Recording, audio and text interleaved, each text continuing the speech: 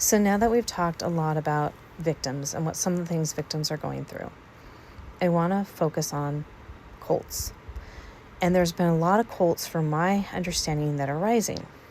And part of it is because people need belonging, especially when you're in an individualistic society. People are always looking for a way to belong to people, to belong to society, feel like they're a part of something. And when someone is showing that they're famous in toxic behavior, people who are toxic are going, ooh, I wonder if I could do that. It may not be consciously, but it could be subconsciously.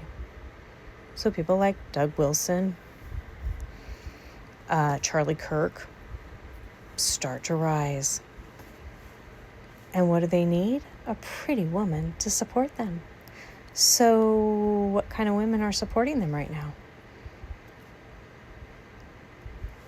They find women who that they can pay to shut up and support them. Because what do women really want? They want their jewels and they want their pretty. And as long as they're not the one getting it,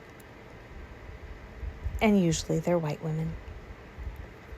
So let's continue with this. I want to talk more about cults.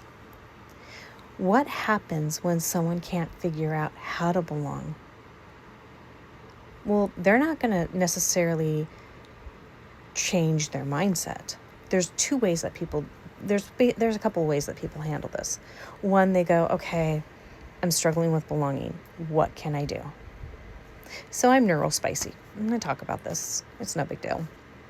And there are times things happen where I don't feel belonging.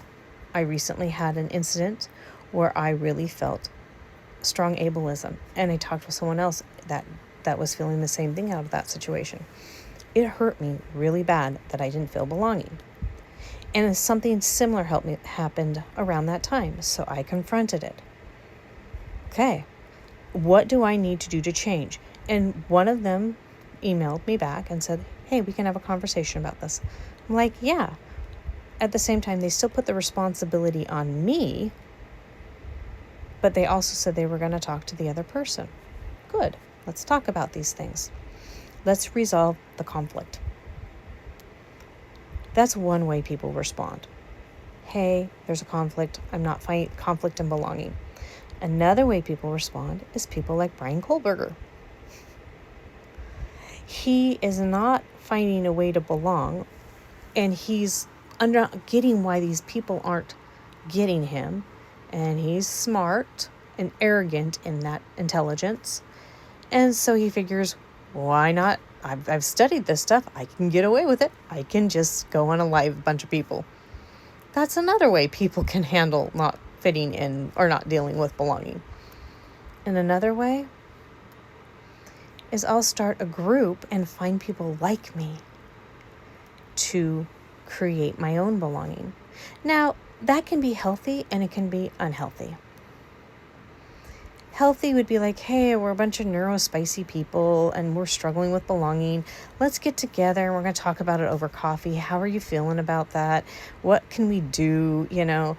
How can we fit in maybe with the neurotypical people? Because that's kind of challenging. I mean, sometimes we find each other and we're like, yeah, I'm struggling with this.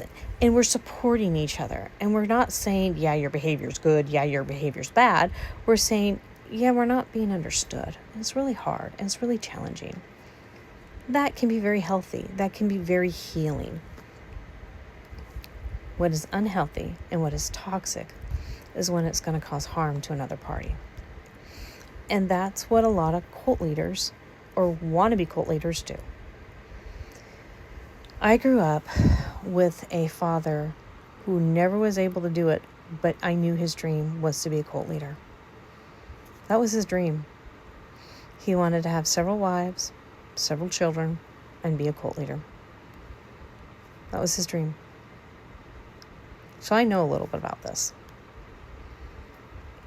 I know a little bit about watching a figure like Trump and being triggered, because he's got a lot of things that are similar to my biological father, or sometimes I call him the sperm donor. So when you know that someone is really wanting to start a cult, or they're trying to figure out how to create that cult so that they can have that belonging, that's another form. So I really am seeing Doug Wilson as I'm looking at him. He wants to create a belonging around his toxic belief system and have people join him. And he wants people to bow to that. So when I'm talking about the cult leaders here in this situation, there can be one main figurehead, and people are seeing that main figurehead and seeing, ooh, what are they getting out of this? How can I use that for my benefit? How can I use that to create belonging in my small areas? How can I navigate this? Because it supports it in a lot of ways, but it does more than that. It supports them. And they get part of the puzzle. They get part of the profit. They get part of the peace. But what it all revolves around a lot of times is creating that community. Now, I am going to say something else. I really want to talk about one more thing that is super important. And I think I'm going to close it up with this and go from there.